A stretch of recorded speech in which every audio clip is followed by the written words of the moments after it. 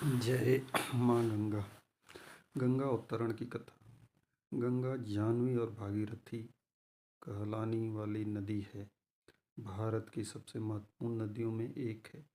यह एकमात्र जल स्रोत है, बल्कि भारतीय मान्यताओं में यह नदी पूजनीय है, जिसे माँ गंगा अथवा गंगा देवी के नाम से सम्मानित किया जाता है।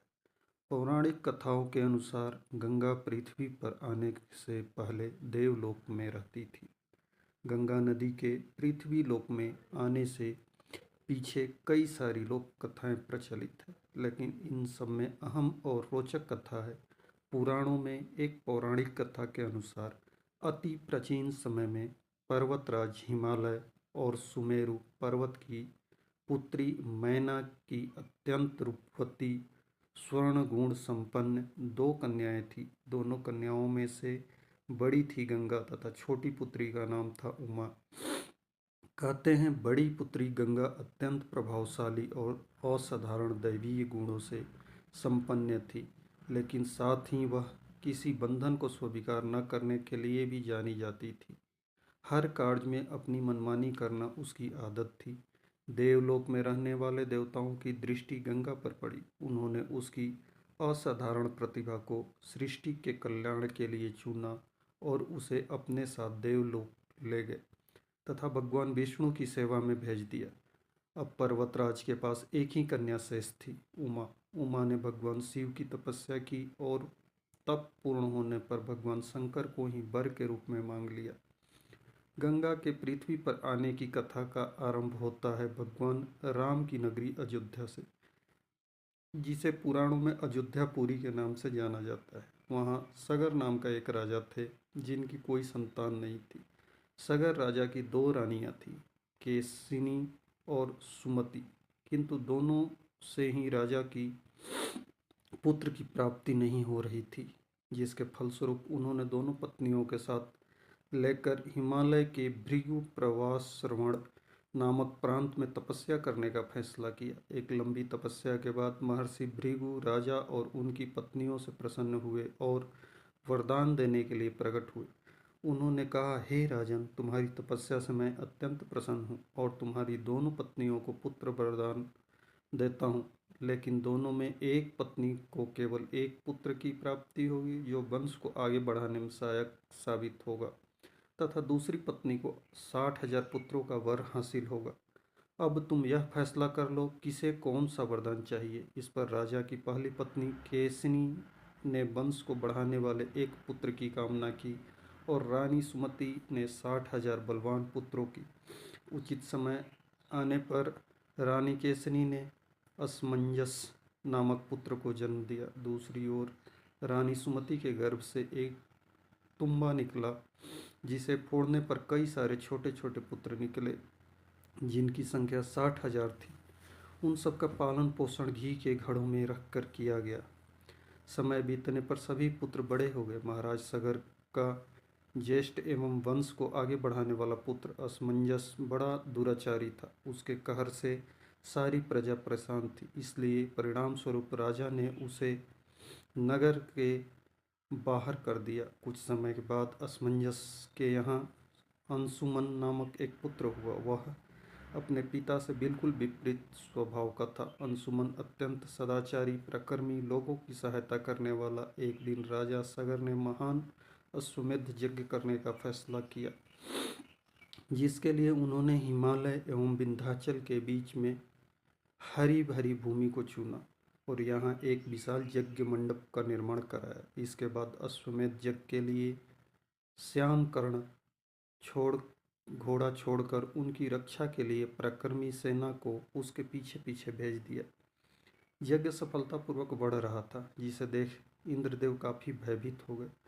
तभी उन्होंने एक राक्षस का रूप धारण किया और हिमालय पर पहुंचकर राजा सगर के उस घोड़े को चुरा लिया। घोड़े की चोरी की सूचना पाते ही राजा सगर के होश उड़ गए। उन्होंने शीघ्र ही अपने 60,000 पुत्रों को आदेश दिया कि घोड़ा चुराने वाले को किसी भी अवस्था में जीवित या मृत्यु में पकड़ कर लेकर आओ। आदेश सुनते ही सभी पुत्र खोजबीन में लग गए। अब पूरी पृथ्वी खोजने पर घोड़ा नहीं मिला तो उन्होंने पृथ्वी को खोदना शुरू किया। यह सोचकर कि शायद पाताल लोक में उन्हें घोड़ा मिल जाए। अब पाताल में घोड़े को खोजते खोजते वे सनातन वासुदेव कपिल के आश्रम में पहुंच गए। वहां उन्होंने देखा कि कपिल मुनि आंखें बंद किए बैठे हैं और ठीक उनके पास यज्ञ का वह घोड़ा बंधा हुआ है जिसे वह लंबे समय से खोज रहे थे। इस पर सभी मंदबुद्धि पुत्र क्रोध में कपिल मुनि के घोड़े को चोर समझकर उन्हें अपशब्द कहने लगे। इसके उनके इस कृत्यों से कपिल मुनि समाधि भंग हो गई। आंखें खुलती ही उन्होंने क्रोध से सभी राजकुमारों को अपने तेज से भस्म कर दिया। लेकिन इसकी सूचना राजा सगर को नहीं थी। जब लंबा समय बीत गया तो राजा फिर से चिंतित हो गए। अब उन्होंने अपने तेजस्वी पौत्र अंशुमान को अपने पुत्रों तथा घोड़े की पता लगाने के लिए आदेश दिया। यज्ञ का पालन करते हुए अंशुमान उस रास्ते पर निकल पड़ा जो रास्ता उनके चाचाओं ने बनाया था। मार्ग में उसे जो भी पूजनीय ऋषि मुनि मिलते वह उनका सम्मान पूर्वक आदर सत्कार करता। खोजते खोजते वह कपिल आश्रम जा पहुंचा।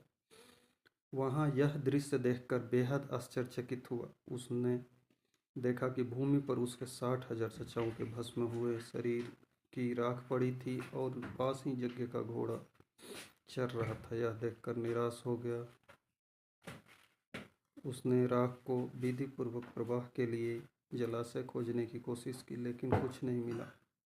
तभी उसकी नज़र अपने चाचाओं के मामा गरुड़ पर पड़ी। उसने गरुड़ से सहायता मांगी तो उन्होंने उसे बताया कि किस प्रकार कपिल मुनि द्वारा उनके चाचाओं को भस्म किया गया।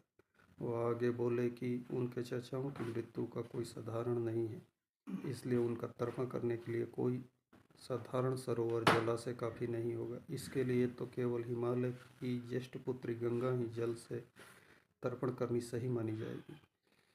गरुड़ द्वारा राय मिलने पर अंशुमान घोड़े को लेकर वापस अयोध्या पहुंचा और राजा सगर को सारा वाक्य बताया। राजा काफ़ी दुखी हुए लेकिन अपने पुत्रों का उद्धार करने के लिए उन्होंने गंगा को पृथ्वी पर लाने का फैसला किया। लेकिन यह सब होगा कैसे, उन्हें समझ में नहीं आया। कुछ समय पश्चात महाराज सगर का देहांत हो गया, जिसके बाद अंशुमान को राजगद्दी पर बैठाया गया। आगे चलकर अंशुमान को दिलीप नामक पुत्र की प्राप्ति हुई। उसके बड़े होने पर अंशुमान ने उसे राज्य सौंप दिया और स्वयं हिमालय की गोद में जाकर गंगा को प्रसन्न करने के लिए तपस्या करने लगा। उनके लगातार परिश्रम के बाद भी उसे सफलता ना हुई और कुछ समय बाद अंशुमान का देहांत हो गया। अंशुमान की तरह ही उनके पुत्र दिलीप ने भी राज्य अपने पुत्र भागीरथी को सौंपकर गंगा को पृथ्वी पर लाने के लिए तपस्या शुरू कर दी, लेकिन उन्हें भी कोई सफलता हासिल न हुआ। दिलीप के बाद भागीरथी ने भी गंगा तपस्या का फैसला किया, लेकिन उनकी भी कोई संतान न होने के कारण उन्होंने राज्य का भार मंत्रियों को सौंपकर हिमालय जाने का फैसला किया। भागीरथी की कठोर तपस्या से खासकर भगवान ब्रह्मा प्रसन्न होकर उनके सामने प्रकट हुए और मनोवांछित फल मांगने के लिए कहा। भागीरथी ने ब्रह्मा जी से कहा, हे पुत्र, मैं आपके दर्शन से अत्यंत प्रसन्न हूँ। कृपया आप मुझे सगर के पुत्रों का उद्धार करने के लिए गंगा का जल प्रदान किए कर दीजिए तथा साथ ही मुझे एक संतान भी दे ताकि इक्ष्वाकु वंश नष्ट न हो जाए। भागीरथी की प्रार्थना सुन ब्रह्मा जी मुस्कुराए और बोले, हे वत्स, मेरे आशीर्वाद से जल्द ही तुम्हारे यहाँ एक पुत्र की प्राप्ति होगी, किंतु तुम्हें पहली इच्छा गंगा का जल देना यह मेरे लिए कठिन कार्य है, क्योंकि गंगा भगवान विष्णु की सेवा में है। अतः तुम भगवान विष्णु की प्रसन्न करने के लिए उनसे गंगा को धरती पर लाने की प्रार्थना करनी होगी। बहुत लंबे समय तक कठोर तपस्या करने के उपरांत भगवान विष्णु ने भागीरथी को दर्शन दिए तथा उससे वरदान मांगने के लिए कहा। भागीरथी ने भगवान विष्णु से प्रार्थना की दोहराई। तब भगवान विष्णु ने कहा, भागीरथी, गंगा बहुत चंचल है और जब वे अपने पूर्ण वेग से के साथ पृथ्वी पर अवतरित होगी तो उसके वेग से पृथ्वी संभल नहीं सकेगी और वो सीधे पाताल में चली जाएगी। यदि गंगा के वेग को संभालने की किसी में क्षमता हो तो वह केवल महादेव जी में है। इसलिए तुम पहले भगवान शिव को प्रसन्न करना होगा, तभी तुम गंगा को धरती पर ले जा पाओगे। भगवान विष्णु से अनुमति मिलने के बाद भागीरथी ने गंगा के वेग संभालने के लिए एक वर्ष पैर के अंगूठे के सहारे खड़े होकर महादेव जी की तपस्या की। इस दौरान उन्होंने वायु के अलावा अन्य की किसी भी चीज़ को ग्रहण नहीं किया। उनकी इस कठोर तपस्या से प्रसन्न होकर महादेव जी ने उन्हें दर्शन दिए और बोले, हे परम भक्त, तुम्हारी भक्ति से मैं प्रसन्न हूँ। मैं अवश्य ही तुम्हारी मनोकामना को पूरा करूँगा। जिस